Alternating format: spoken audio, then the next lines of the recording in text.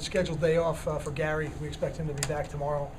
It was good to have him out there yesterday, and now we'll give him another day to kind of get closer to 100%, and we'll bring him back out tomorrow for practice. Questions? How much of that are you doing this week with just taking advantage of to give some guys some maintenance? Very little in terms of taking him off the field. Gary's really the only one that we're taking off the field who could be out there practicing. I just think it's in his best interest having gone yesterday.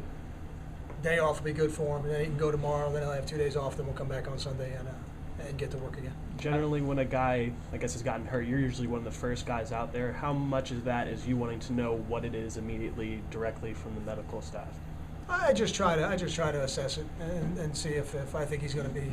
If I think it's more than just a little thing, I try to get out there and just have some idea of how he's doing, how the kid is doing. I think for these players, they put so much into this. Sometimes when you have an injury and you can't immediately get back up off the ground, it's a tough experience. So I want to make sure I get out there and assess how they're doing. How's the running back rotation going? Good. 4 guys getting reps. It'll be good. Like I said, I think there's going to be a role for everybody in this game coming up. Is the bye week a good time to try some different things at linebacker, whether it's health reasons or just to shake things up? I don't know if it's a good time to try new things. We're pretty invested in this season right now, and we got a lot of reps invested in the players.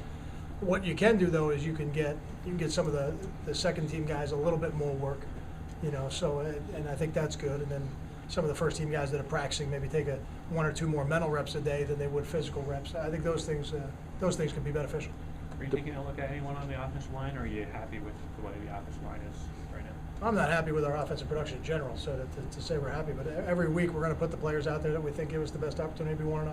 There's no other way we'll make the decision. So, right now we've got probably 8 guys, working in the rotation, and as we get closer to game day, we'll decide if we're going to put the same 5 out there or do something different. Chalfie's got 2 straight games with an interception, and he seems like he's made a lot of he had the fumble recovery against Washington State, he had the strip sack against Teddy Bridgewater last year. Do you believe in a guy having a nose for the ball? Does he have one? And if not, what is it that he's always seems to be making involved in turnovers? I'd have to have a definition of the first one. What I would say is I think Anthony's got excellent ball skills.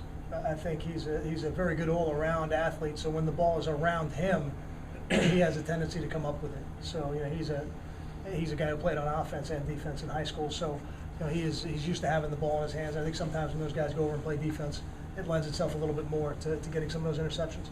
Some of the plays on special teams, I think they're just tremendous effort plays. With the bye, I guess this is a big recruiting weekend for the coaches? It will be, yeah. We'll be out. We'll have I think somebody's going to be out today, and then we'll have quite a few people out, Thursday, Friday, and Saturday. And then I even have something to go look at on Sunday. Mara, in his second year as a starter, where is he at? How far has he come? Because I think him and Longer are the only 2 guys who have started every game on the defense going back to last year. Yeah, if we had a plaque for my saying about consistency, that there's nothing more valuable in life than consistency, we put Dewani right on it.